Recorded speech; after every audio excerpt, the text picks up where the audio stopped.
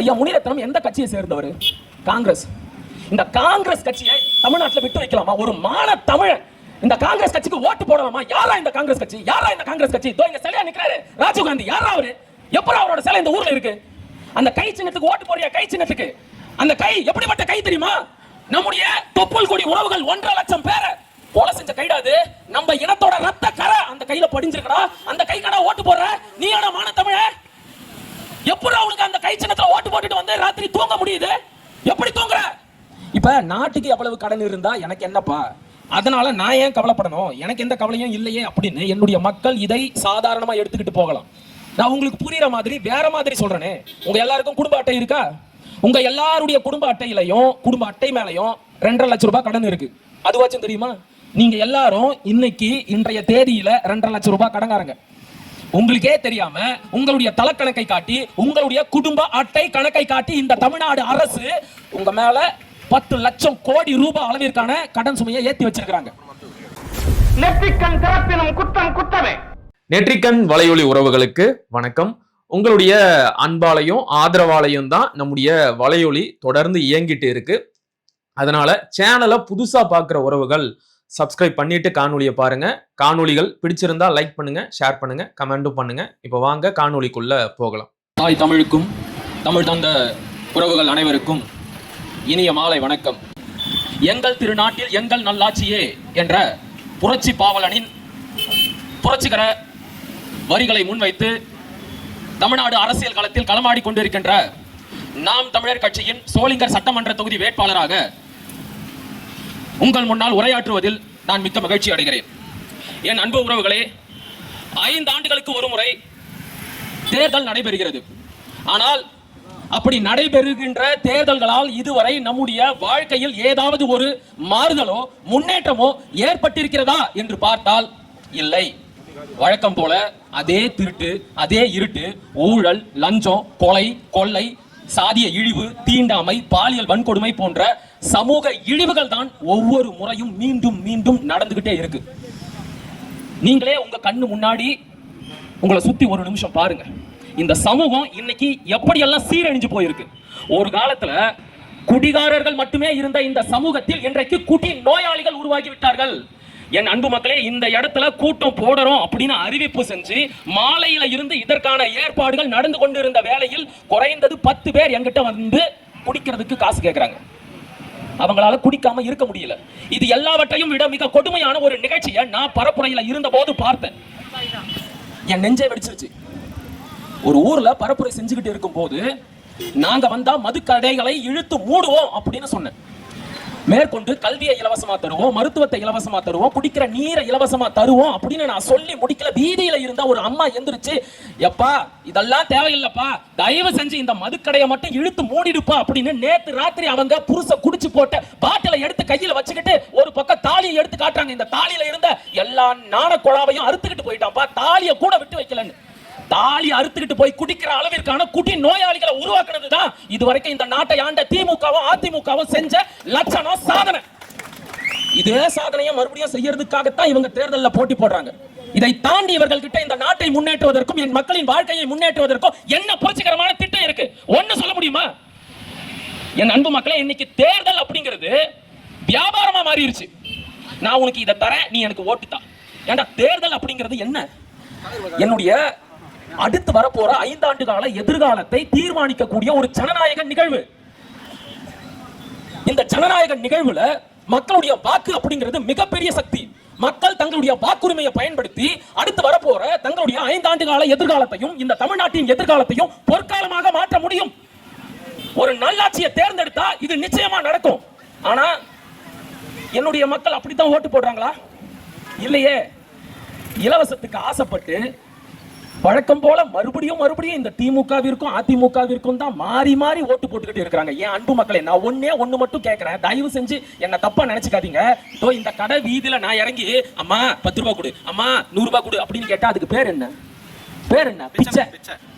இதையே அரசாங்கத்துல நாங்க வந்தா மாசம் 2000 ரூபாய் தரோம், நாங்க வந்தா மாசம் 2500 ரூபாய் தரோம், நாங்க வந்தா வீட்டுக்கு ஃப்ரிட்ஜ் தரோம், நாங்க வந்தா கிஃப்ட் கூப்பன் தரோம் அப்படின்னு சொல்றாங்க. அதை ஆசைப்பட்டு அவங்களுக்கு ஓட்டு போடுறீங்களே, இதுக்கு பேர் என்ன? இதுக்கு பேரும் பிச்சை தான். இப்படி பிச்சை எடுத்து வாழ்கின்ற நிலையில் நம்மை வைத்ததுதான் இதுவரை இந்த நாட்டை ஆண்ட திமுக அதிமுக செய்த மாபெரும் சாதனை. என் அன்பு மக்களே, இவங்க கொடுக்கறேன்னு சொல்றாங்கல்ல இலவசம், அந்த இலவசங்களை எல்லாம் எப்படி கொடுக்கறாங்க? என்னைக்காச்சும் சிந்திச்சு பார்த்திருக்கீங்களா? கடந்த 5 ஆண்டுகளாக ஐயா ஸ்டாலின் அவர்கள் மகளிர் உரிமை தொகை என்ற பெயரில் ஆண்டுக்கு 13,000 கோடியை செலவழித்திருக்கிறார். ஆண்டுக்கு 13,000 கோடி. இந்த பணம் எங்க இருந்து வந்துச்சு? அவங்க அப்பா திரைப்படத்துல கதை வசனம் எழுதி சம்பாரிச்சு சேர்த்து வச்சிருக்கிற பரம்பரை சொத்தை வித்து நமக்கு மாசம் 1000 ரூபாய் கொடுத்தாரா? இல்ல, நாம கட்டின வரி பணம், நீங்க கட்டின வரி பணம். காலையில எந்திரிச்சதுல இருந்து ராத்திரி தூங்க போற வரைக்கும் நாம வாங்குற ஒவ்வொரு பொருளுக்கும் இந்த அரசாங்கத்துக்கு கட்டணமே வரி. அந்த வரி பணத்தை வச்சு நமக்கு இலவசம் கொடுக்குறாங்க. ஒரு அரசாங்கத்துக்கு எதுக்கு வரி கட்டுறோம்? எதுக்கு அரசாங்கம்னு ஒரு அமைப்பு இருக்கு? பள்ளிக்கூடத்துல படிச்சிருக்கிறோம்ல. என் அன்பு மக்களே, இந்த நாட்டின் குடிமகனாகிய நான் தனிப்பட்ட முறையில் பயணம் செய்வதற்கு, நடந்து போவதற்கு எனக்குன்னு ரோடு போட்டுக்க முடியாது. நான் படிப்பதற்கென்று எனக்குன்னு தனியா பள்ளிக்கூடமோ கல்லூரியோ கட்டிக்க முடியாது. நான் வேலை செய்வதற்கு தனியா தொழில் தொடங்கலாம், ஆனா மிகப்பெரிய தொழிற்சாலையை தொடங்க முடியுமா? முடியாது. அப்ப இதையெல்லாம் செய்யறதுக்கு, இந்த வாய்ப்புகளை எல்லாம் ஏற்படுத்தி கொடுப்பதற்கு, இந்த அடிப்படை கட்டமைப்புகளை எல்லாம் செய்து கொடுப்பதற்காகத்தான் அரசாங்கம் அப்படின்னு ஒரு அமைப்பை ஏற்படுத்தி இதற்கான நிதியாக நாம வரி அப்படின்னு ஒண்ணு கட்டுறோம். அதை வாங்கி எங்களுக்கு பயணிக்க சரியான தரமான போக்குவரத்தையும் சாலையையும் இந்த அரசாங்கம் அமைச்சு கொடுத்திருக்கணும். செஞ்சாங்களா? இந்த சோளிங்கர் தொகுதி முழுக்க கடந்த 25 நாட்களாக நான் சுற்றுப்பயணம் மேற்கொண்டிருக்கேன். ஒவ்வொரு கிராமத்துக்கும் தெரு தெருவா வீதி வீதியா வீடு வீடா போய் பரப்புரை செஞ்சிருக்கிறேன்.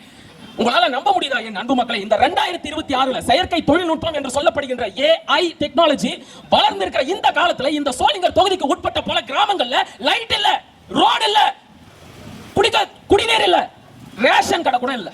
அட இதையெல்லாம் கூட சகிச்சுக்கலாம் அப்படின்னா கழிவு நீர் வழிந்து ஓடக்கூடிய கால்வாய் கூட இல்லை. நான் போய் சொல்லல, அத்தனைக்கும் ஒவ்வொரு ஊர்லயும் வீடியோ எடுத்து வச்சிருக்கேன்.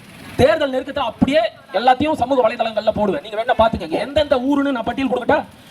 கால்வாய் வசதியை கூட செஞ்சு தர முடியல இந்த சாக்கடைகள் இன்னைக்கு எந்த தைரியத்துல தேர்தல்ல போட்டி போடுது? எந்த தைரியத்துல போட்டி போடுது? மக்கள் குளிச்சுட்டு கழிவா வெளியேற்றாங்கல்ல, அந்த நீர் தெருவுல ஓடுது. இந்த 2026 நாளொரு மேனியும் பொழுது ஒரு வண்ணமுமாக தொழில்நுட்பம் வளர்ச்சி அடைந்து கொண்டிருக்கின்ற இந்த நவீன காலத்துல என் தொகுதிக்கு உட்பட்ட பல ஊர்கள்ல கழிவுநீர் கால்வாய் இல்ல. ஆனா இதே தொகுதியில 1989 இருந்து கடைசியா 2021 வரைக்கும் காங்கிரஸ் கட்சியை சேர்ந்த ஐயா முனிரத்னம் அவர்கள் 4 முறை சட்டமன்ற உறுப்பினராக இருந்திருக்கிறார். இந்த 4 முறையில இந்த கிராமங்களுக்கு எல்லாம் அவரால் சாலை போட்டு கொடுத்திருக்க முடியாதா? கழிவுநீர் வழிந்து ஓடக்கூடிய ஒரு கால்வாயை அமைச்சு கொடுத்திருக்க முடியாதா? ரேஷன் கடையை ஏற்படுத்தி கொடுத்திருக்க முடியாதா? குடிநீர் வசதியை ஏற்படுத்தி கொடுத்திருக்க முடியாதா? இதையெல்லாம் கூட செய்ய முடியாத இவருக்கு எதுக்காக மறுபடியும் வாய்ப்பு கொடுத்தாங்க? நான் சொல்லட்டா? கௌரவத்துக்காக. ஐயாவுக்கு 75 வயசாச்சு. இந்த வயசுலயும் ஐயாவுக்கு நமக்கெல்லாம் சேவை செய்யணும்னு அவ்வளவு ஆர்வமும் ஆசையும் இருக்குன்னு தப்பு கணக்கு போடாதீங்க. ஐயா தன்னுடைய இறுதி காலத்திலையும் நான் எம்எல்ஏவா இருந்துட்டு போகணும் அப்படின்னு ஆசைப்படுறாரு. அந்த கௌரவத்துக்காக அவருக்கு வாய்ப்பு கொடுக்கப்பட்டிருக்கு. உலகத்துல இப்படி ஒரு கொடுமை எங்கேயாச்சும் நடக்குமா? அவரோட கௌரவத்துக்கு அவருக்கு நீங்க ஓட்டு போட்டு அவரை சட்டமன்ற உறுப்பினர் ஆக்கலாம். நம்முடைய வாழ்க்கை என்ன ஆகும்? ஏற்கனவே 4 முறை சட்டமன்ற உறுப்பினராக இருந்து இந்த சட்டமன்ற தொகுதிக்கு சொல்லிக் கொள்ளும்படியாக எந்த ஒரு முன்னேற்றத்தையும் கொண்டு வராத அவர் இனிமேல் வெற்றி பெற்று போய் என்ன செய்ய போறாரு? ஒரு முறை இந்த கேள்வியை உங்களுக்கு நீங்களே கேட்டு பாருங்க. எல்லாத்துக்கும் மேல ஐயா முனிரத்னம் எந்த கட்சியை சேர்ந்தவர்? காங்கிரஸ். இந்த காங்கிரஸ் கட்சியை தமிழ்நாட்டில் விட்டு வைக்கலாமா? ஒரு மான தமிழன் இந்த காங்கிரஸ் கட்சிக்கு ஓட்டு போடலாமா? யாரா இந்த காங்கிரஸ் கட்சி? யாரா இந்த காங்கிரஸ் கட்சி? தோ இங்க சிலையா நிக்கிறாரு ராஜீவ் காந்தி. யாரா அவரு? எப்ப அவரோட சிலை இந்த ஊர்ல இருக்கு? காங்கிரஸ் கட்சியை மாதிரி தமிழ் இனத்திற்கு துரோகம் செஞ்ச ஒரு கட்சி கிடையவே கிடையாது. தமிழ் இனத்தின் நேரடி எதிரிடா காங்கிரஸ் கட்சி. அந்த கை சின்னத்துக்கு ஓட்டு போறிய, கை சின்னத்துக்கு அந்த கை எப்படிப்பட்ட கை தெரியுமா? நம்முடைய தொப்புள் கொடி உறவுகள் 1.5 லட்சம் பேரை கொலை செஞ்ச கைடாது. நம்ம இனத்தோட ரத்த கரை அந்த கையில படிஞ்சிருக்கடா. அந்த கை கடா ஓட்டு போடுற நீ ஆனா மான தமிழ? எப்படி அவனுக்கு அந்த கை சின்னத்துல ஓட்டு போட்டுட்டு வந்து ராத்திரி தூங்க முடியுது? எப்படி தூங்குற? உன் ஆத்தாலையும் அப்பனையும், உன் அண்ணனையும் தங்கச்சியும், உன் தம்பியையும் உன் கண்ணு முன்னாடியே கொலை செய்யறதுக்கு சிங்கள பௌத்த பேரினவாத ராணுவத்திற்கு ஆயுதம் பணம் அப்படின்னு எல்லாத்தையும் வாரி கொடுத்த கைடா அந்த காங்கிரஸ் கை. அந்த கைக்கு ஓட்டு போடுறியே, அந்த கைக்கு ஓட்டு போடுறியே. இந்த பாவம் உன்னை சும்மா விடுமா? இந்த பாவம் உன்னை சும்மா விடுமா? உன் வீட்டுல உன்னுடைய உறவுகளை யாரோ ஒருத்தர் கொலை செஞ்சவன கூப்பிட்டு உட்கார வச்சு நடு வீட்டுல இலை போட்டு சோறு போடுவியா? மாட்டல்ல. அப்புறம் எப்படி நம்ம இனத்தையே கொன்னு ஒழிச்ச காங்கிரஸ் கட்சிக்கு ஓட்டு போடுற? எப்படி போடுற? எப்படி உனக்கு மனசு வருது? ஏன்பா ஈழத்துல நடந்ததெல்லாம் எனக்கு எதுக்குப்பா? இங்க தமிழ்நாட்டு கதையை பேசு. தமிழ்நாட்டுக்கு காங்கிரஸ் கட்சி என்னெல்லாம் செஞ்சிருக்கு தெரியுமா? நிறைய செஞ்சிருக்கு, செய்வனதான் செஞ்சிருக்கு. 1938 முதல் இந்திய எதிர்ப்பு போராட்டம் தொடங்கி 1965 மூன்றாவது இந்திய எதிர்ப்பு போராட்டம் வரைக்கும் எத்தனை தமிழர்களை இந்த காங்கிரஸ் கட்சி கொண்டு ஒழிச்சிருக்கு தெரியுமா? இதே தமிழ்நாட்டுல 1965 நடந்த இந்திய எதிர்ப்பு போராட்டத்தின் போது 800 தமிழர்களை இந்திய ராணுவத்தை வரவழைத்து இதே தமிழ்நாட்டுல வீதிதோறும் ஓட விட்டு சுட்டு கொன்னுச்சுடா இந்த காங்கிரஸ் கட்சி. இந்த காங்கிரஸ் கட்சியோட கை சின்னத்துக்கான ஓட்டு போற வெட்கப்படணும், அசிங்கப்படணும். திமுகவோட கூட்டணி கட்சி, அவங்களுக்கு ஓட்டு போட்டா நமக்கு நிறைய சலுகைகள் கிடைக்கும். உனக்கு தேவை சலுகையா உரிமையா? சிந்திச்சு பாரு. என்னைக்குதான் நீ இதெல்லாம் சிந்திச்சு பார்க்க போற? ஒரு மனுஷனோட கௌரவத்துக்காக ஓட்டு போடுறது. ஐயா முனிரத்னம் அவர்கள் இதே தொகுதியில இருந்து 4 முறை வெற்றி பெற்ற சட்டமன்ற உறுப்பினர் ஆயிருக்கிறாருல்ல. இதே தொகுதியில எத்தனை இடத்துல மணல் குவாரி, கல் குவாரிகள் செயல்பட்டுக்கிட்டு இருக்கு தெரியுமா? அன்பு மக்களே, நான் கேட்டுக்கிட்டேன் அப்படிங்கிற ஒரே காரணத்துக்காக எனக்காக தயவு செஞ்சு சோளிங்கருக்கு போங்களேன். சோளிங்கருக்கு போங்க, அதை சுற்றி இருக்கின்ற பல ஊர்களுக்கும் போங்க. அங்க இருக்கிற ஒரு மலையை கூட விட்டு வைக்கல, கேக்கு வெட்ட மாதிரி அத்தனை மலைகளையும் துண்டு துண்டா வெட்டி அண்டை மாநிலங்களான கேரளாவுக்கும் கர்நாடகாவுக்கும் ஆந்திராவுக்கும் கடத்திக்கிட்டு இருக்கிறாங்க. இப்பதானே என் தம்பி சொன்னான், கேரளா கடவுள்களின் தேசம். ஏன்? அவன் மாநிலத்தோட மலை வளம், காட்டு வளம், கனிம வளம் எல்லாத்தையும் அப்படியே பாதுகாக்கிறான். ஆனா இதே தமிழ்நாட்டுல இருந்து பல மலைகளை உடைச்சி அவன் ஊருக்கு கொண்டு போய் விழிஞ்சத்துல துறைமுகம் கட்டிக்கிட்டு இருக்கான். ஏன்? தமிழனை பார்த்தா இளிச்சவாய் மாதிரி தெரியுதா? இந்த சோளிங்கர் தொகுதியில இருக்கிறவங்க என்ன முட்டாளா, ஏமாலியா? ஐயா முனிரத்னத்துக்கு தெரியாம இந்த கல்குவாரி எல்லாம் செயல்படுதா? வாய்ப்பே கிடையாது. அவர் எத்தனை கல்குவாரியில பினாமியா இருக்கிறாரு அப்படிங்கிற லிஸ்ட்டை நான் தரட்டுமா? எத்தனை கல்குவாரியில கமிஷன் வாங்குறாருங்கிற லிஸ்ட்டை நான் தரட்டுமா? சொந்த தாய்நாட்டின் வளங்களை அண்டை மாநிலங்களுக்கு ஏற்றுமதி செய்வது என்பது சொந்த தாய்நாட்டை காட்டி கொடுப்பதற்கு சமம். அப்படிப்பட்ட வேலையைத்தான் ஐயா முனிரத்னம் அவர்கள் கடந்த 5 ஆண்டுகளா செஞ்சுக்கிட்டு இருக்காரு. அவருக்கு தான் ஓட்டு போட போறீங்களா? எங்க இதே மாதிரியே நம்ம ஊர்ல இருக்கிற மலைகளை எல்லாம் வெட்டி அண்டை மாநிலங்களுக்கு கொண்டு போனாங்கல்ல. நீங்க அண்டை மாநிலங்களான கர்நாடகாவுக்கும் ஆந்திராவுக்கும் கேரளாவுக்கும் போய் அங்கிருந்து ஒரு கைப்பிடி ஆற்று மணலையோ ஒரே ஒரு மலை பாறையோ இங்க எல்லையை தாண்டி கொண்டு வந்துருங்க பார்க்கலாம். வாய்ப்பே கிடையாது. கொன்றுவான் மலையாளி, கொன்றுவான் கன்னடன், தொலைச்சிருவான் ஆந்திர தெலுங்க. ஆனா தமிழர்கள் இளிச்சவாயர்கள், ஏமாளிகள் அப்படிங்கிற நினைப்புல என் நாட்டோட வளங்களை தினம் வெட்டி டன் கணக்குல அண்டை மாநிலங்களுக்கு கொண்டு போறாங்க. என் அன்பு மக்களை, என்னைக்குதான் நீங்க புரிஞ்சுக்குவீங்க? மழை இல்ல அப்படின்னா மழை பெய்யாது, மழை பெய்யல அப்படின்னா நம்மளால விவசாயம் செய்ய முடியாது. சோளிங்கர் தொகுதியை பொறுத்த வரைக்கும் இது விவசாய பலம் பெற்ற ஒரு தொகுதி. ஏரி நீரை அடிப்படையா வச்சு இங்க பல ஏக்கர் கணக்கான விவசாய நிலங்கள் இருக்கு. ஆனா எத்தனை ஏரிகள் உருப்படியா இருக்கு? நான் பார்த்த வரைக்கும் இந்த சோளிங்கர் தொகுதிக்கு உட்பட்ட பல ஏரிகள் தூர்த்து போயிருச்சு. எந்த ஏரியிலையும் தண்ணி இல்லை, அதுக்கு பதிலா குப்பை இருக்கு. குப்பை. சோளிங்கர் தொகுதிக்கு பக்கத்துல, சோளிங்கர் நகர பகுதிக்கு பக்கத்துல சோமசமுத்திர ஏரி அப்படின்னு ஒரு ஏரி இருக்கு. தயவு செஞ்சு போய் பாருங்க. ஏரியில தண்ணி இல்லை, அதுக்கு பதிலா பசங்க உள்ள கிரிக்கெட் விளையாடிட்டு இருக்காங்க. கிரிக்கெட். அந்த ஏரி முழுக்க கரையோரங்கள்ல மருத்துவ கழிவுகள் கொட்டி வைக்கப்பட்டு இருக்கு. அரசு ஆரம்ப சுகாதாரத்தில் பயன்படுத்தக்கூடிய மருந்துகள் காலாவதி ஆன உடனே அதை பாதுகாப்பா அப்புறப்படுத்தணும், டிஸ்போஸ் பண்ணணும். சோளிங்கர் நகராட்சி என்ன தெரியுமா பண்ணிருக்கு? அரசு ஆரம்ப சுகாதார நிலையங்களில் காலாவதியான மருந்து, மாத்திரை, ஊசி, சிரஞ்சு எல்லாத்தையும் சோமசமுத்திரம் ஏரியில கொண்டு போய் கொட்டி வச்சிருக்காங்க. ஏரியில கொட்டி வச்சிருக்காங்க. அந்த மருந்து கழிவுகளோட ரசாயனம் நிலத்தடி நீரோட கலந்துச்சு அப்படின்னா நிலத்தடி நீர் மாசுபட்டுடும், கண்டாமினேட் ஆயிடும். போர் போட்டு தண்ணி குடிக்கிறாங்கல்ல, அவங்களுக்கு சொல்ல முடியாத பல வியாதிகள் வரும். கிளிப்பிள்ளைக்கு சொல்ற மாதிரி எடுத்து சொல்லிக்கிட்டு இருக்கிறோம். சூழலியல் அரசியல்னா என்ன? சூழலியல் பாதுகாப்பா இருந்தாதான் நாம நல்லா இருக்க முடியும் அப்படின்னு. ஆனா என் மக்களுக்கு இதெல்லாம் புரியவே இல்லை. திரும்ப இந்த சலுகைகளுக்கு ஆசைப்பட்டு வாக்கு செலுத்திக்கிட்டு இருக்கிறாங்க. அன்பு மக்களை, தயவு செஞ்சு மாறுங்க. நான் தொடக்கத்திலேயே சொன்ன மாதிரி இவங்களோட சொத்தை வித்து ஒன்றும் இந்த இலவசங்களை கொடுக்கல. இவை அத்தனையும் நாம கட்டுற வரி பணம். ஒரு கட்டத்துக்கு மேல மக்களுக்கு வரி பணத்தின் மூலமாக இலவசங்கள் கொடுக்க முடியல அப்படின்னு உடனே கடன் வாங்க ஆரம்பிக்கிறாங்க.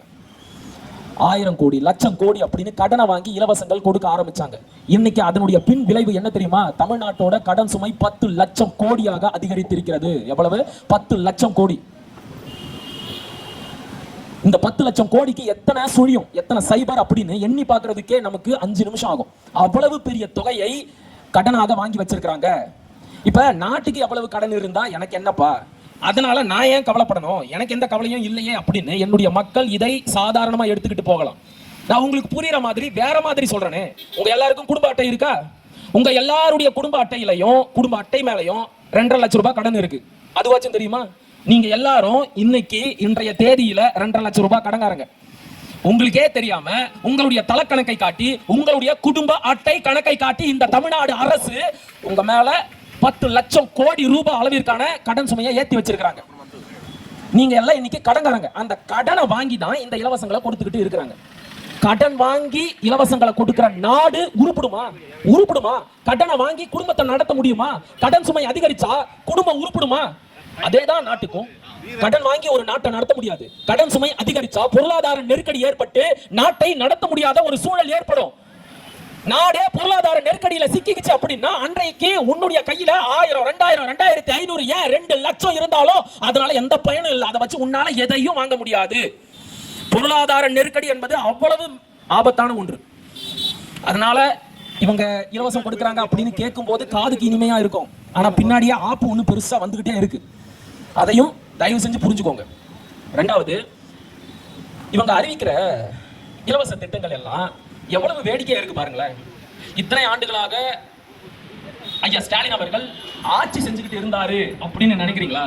கிடையாது. வட்டி கடை நடத்திக்கிட்டு இருந்தாரு. உங்ககிட்ட 1000 ரூபாய் உரிமை தொகை அப்படின்னு கொடுத்துட்டு அதை வரியை ஏற்றியும் விலைவாசியை ஏற்றியும் மின் கட்டணத்தை ஏற்றியும் சொத்து வரியை ஏற்றியும் இப்படி பிடிங்கிட்டு போயிட்டாரு. அதாவது இந்த பக்கம் பணம் கொடுக்கறது, இந்த பக்கம் வரி விலைவாசி எல்லாத்தையும் ஏற்றி கொடுத்த பணத்தை விட அதிகமா வசூல் பண்ணிட்டு போறாரு. இதுக்கு பேர் என்ன? வட்டி கடை. இப்ப ஐயா ஸ்டாலினும் எடப்பாடியும் போட்டி போட்டுக்கிட்டு பாத்திர கடை நடத்த வந்திருக்காங்க. ஐயா எடப்பாடி என்ன சொல்றாரு? நாங்க ஆட்சிக்கு வந்தா வீட்டுக்கு ஒரு ஃப்ரிட்ஜ் தருவோம். அடடா. அடுத்து ஐயா ஸ்டாலின், நாங்க ஆட்சிக்கு வந்தா 8000 ரூபாய் கிஃப்ட் கூப்பன் கொடுத்துருவோம், உங்களுக்கு வேண்டப்பட்டதை நீங்களே கடையில போய் வாங்கிக்கலாம். இதுக்கு பேர் என்ன? பாத்திர கடை. இதை செய்யறதுக்கு தான் சரவணா ஸ்டோர் அண்ணாச்சி இருக்கிறாரு. இதை செய்யறதுக்கு தான் சத்யா ஸ்டோர் இருக்கு. இதை செய்யறதுக்கு எதுக்கு ஆட்சி அரசாங்கம்னு ஒண்ணு. அப்ப போன ஆட்சியில வட்டி கடை, இந்த ஆட்சியில பாத்திர கடை, அடுத்த ஆட்சியில தமிழ்நாடு அரசாங்கம் மொத்தமா முடிஞ்சிடும். கொடுக்கறதுக்கு எதுவும் இருக்காது. சாராய கடை அது தனி வியாபாரம். இது ஒரு ஆட்சி.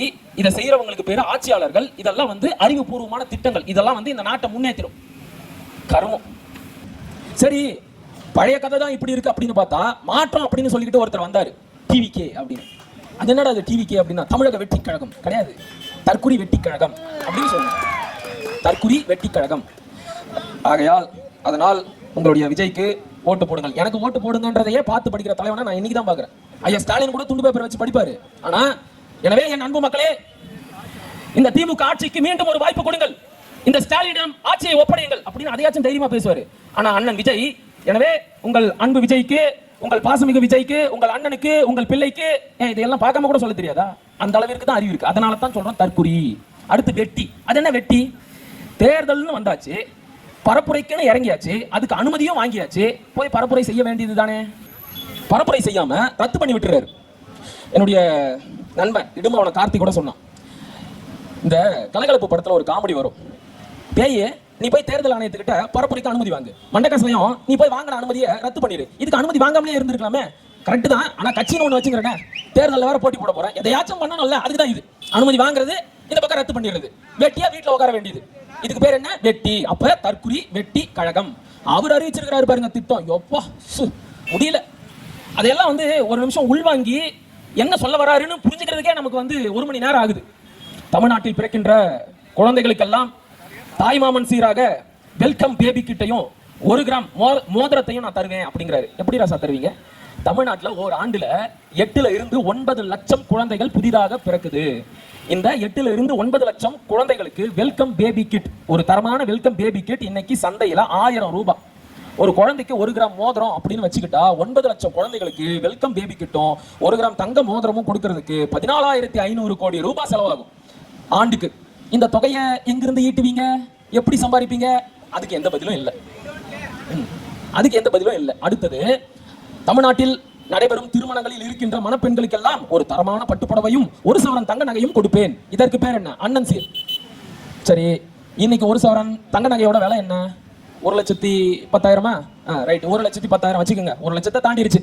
ஒரு தரமான பட்டுப்புடவை 10,000 இருந்து 15,000 ஆகும். ஒரு ஆண்டுல தமிழ்நாட்டில் பதிவு செய்யப்பட்ட திருமணங்கள் எண்ணிக்கை எவ்வளவு தெரியுமா? 5.5 லட்சத்துல இருந்து 6 லட்சம். அப்ப ஒரு ஆண்டுல 6 லட்சம் மணப்பெண்களுக்கு 1 சவரன் தங்க நகையும் ஒரு தரமான பட்டு புடவையும் கொடுக்கணும் அப்படின்னா அதனுடைய செலவு எவ்வளவு தெரியுமா? 8000 கோடி.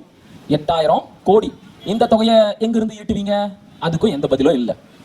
சரி, ஆண்டுக்கு 6 சிலிண்டர் இலவசமாக கொடுக்கும் அன்னபூரணி சூப்பர் 6 திட்டம். தமிழ்நாட்டுல 2.5 கோடி சிலிண்டர் பயனாளர்கள் இருக்கிறாங்க. 2.5 கோடி பேர் கேஸ் சிலிண்டர் பயன்படுத்துறாங்க.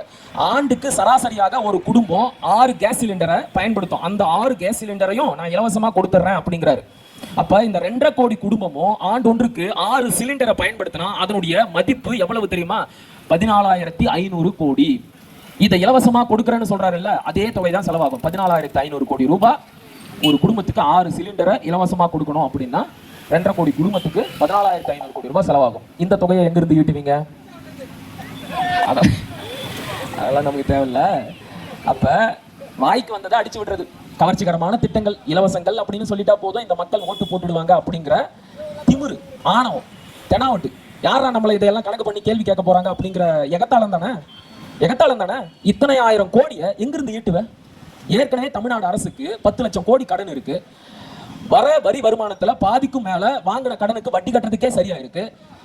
மக்கள் நல திட்டங்களை நிறைவேற்றுவதற்கு போதுமான நிதி இல்லாம ஒவ்வொரு முறையும் பட்ஜெட் தாக்கல் பண்ணும்போது பற்றாக்குறை பட்ஜெட்டை தான் தாக்கல் பண்றாங்க. இந்த லட்சணத்துல தப்பி தவறி நீங்க ஆட்சிக்கு வந்துடுறீங்க அப்படின்னு வைங்களேன். இதுக்கெல்லாம் ஆகிற செலவுக்கான தொகையை எங்கிருந்து ஈட்டுவீங்க? ஒரே ஒரு டிவி கேட்காரன் இந்த மேடையில வந்து இதற்கான விளக்கத்தை மட்டும் கொடுத்துரு, நானே கையெழுத்து போட்டு இந்த தேர்தலில் இருந்து விளைகிறேன், பேசுவியா? வாய்ப்பே இல்லை. உண்மை. கொஞ்ச நேரத்துக்கு முன்னாடி நம்ம தம்பி சொன்னார் பாத்தீங்களா, ஒவ்வொரு ஊருக்கும் பரப்புரைக்கு போறேன். நான் ஓட்டு கேட்டு போகும்போதெல்லாம் வீட்டுக்குள்ள இருந்து விசில் அடிக்கிறது, இல்லைன்னா சவுண்டா பாட்டை வைக்கிறது. இது அநாகரிகம்டா, அநாகரிகம், அசிங்கம். நான் பேசுறது உனக்கு பிடிக்கல அப்படின்னா விலகி போயிரு. இல்ல நான் பேசுறதுக்கு உங்ககிட்ட மாற்று கருத்து இருக்குன்னா இதே மாதிரி மேடை போட்டு பேசு. இல்லைன்னா உன்னுடைய வேட்பாளரை உன் ஊருக்குள்ள கூட்டிக்கிட்டு வந்து நீ வாக்கு சேகரிக்கணும். அதை விட்டுட்டு ஒரு கட்சியை சேர்ந்த வேட்பாளர் ஊருக்குள்ள வாக்கு சேகரிக்க வராரு அப்படின்னா அவங்க காதுல விசில ஊதி அனுப்புங்க அப்படின்னு ஒரு தலைவர் சொல்றாரு. அதை கேட்டுக்கிட்டு சின்ன சின்ன பசங்கள்ல இருந்து இளைஞர்கள் வரைக்கும் விசில் அடிக்கிறாங்க. அநாகரிகம், அசிங்கம். இதைத்தான் விஜய் அவர்கள் இந்த பசங்களுக்கு சொல்லித்தர. ஒரு ஒழுக்கத்தை சொல்லி தர்றது இல்ல, ஒரு என்ன சொல்றது, ஒரு கட்டுப்பாடை சொல்லி தர்றது இல்ல. இந்த அசிங்கத்தையும் அநாகரிகத்தையும் தற்குறித்தனத்தையும் மட்டும் தவறாம சொல்லி கொடுக்கிறாரு. இப்படிப்பட்ட ஆட்கள் கிட்ட நாடு சிக்கிச்சு அப்படின்னா நாடு என்ன கதியாகும் அப்படிங்கிறத உங்களோட கற்பனைக்கே விட்டுறேன். பாகுபலி படத்துல காலக்கேயர்களை பத்தி சொல்லும் போது ஒரு வசனம் வரும், வெட்டுக்கிளிகள் கடந்து போன வயல்வெளியும் காலக்கேயர்கள் கடந்து போன நாடும் சர்வநாசமாகி விடும் அப்படின்னு. அதே மாதிரி தான் தப்பி தவறி இந்த தாவேக்கா கிட்ட இந்த தமிழ்நாடு சிக்கிச்சுன்னு வைங்க, முடிஞ்சு நாடே குப்பை குளமா மாறிடும், நாடு நாசமா போயிடும். அதனால என் அன்பு மக்களே, தயவு செஞ்சு ஒரு முறை உங்களுடைய பிள்ளைகளான எங்களுக்கு ஒரு வாய்ப்பு கொடுங்க.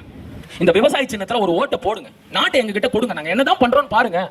3 வேளை சாப்பிட்றோம், சாப்பிட்ற சாப்பாட்டுக்கு யாருக்காச்சும் நன்றி சொல்லணும் அப்படின்னா அந்த சாப்பாட்டை உழுது விதைச்சு அறுவடை பண்ணி நம்ம கிட்ட கொண்டு வந்து சேர்க்கிற விவசாயிக்கு தான் நன்றி சொல்லணும். அப்ப ஒரே ஒரு முறை உங்களுடைய நன்றி கடனை தீர்ப்பதற்காக இந்த விவசாய சின்னத்துல ஒரு ஓட்டை போடுங்களேன், நாட்டை எங்க கிட்ட கொடுங்க. நாங்க என்னதான் பண்றோம்னு பாருங்க. நாங்களும் சொன்னதை செய்யலையா, அடுத்த முறை நீங்க எங்களுக்கு ஓட்டு போடவே வேணாம். இந்த சிரமத்தை கூட நாங்க உங்களுக்கு வைக்க மாட்டோம். நாங்க யாரும் உங்ககிட்ட ஓட்டே கேட்டு வர மாட்டோம். அதனால சிந்திச்சு செயல்படுங்க. தேர்தல் அப்படிங்கிறது சாதாரணமானது கிடையாது, அது வியாபாரம் கிடையாது.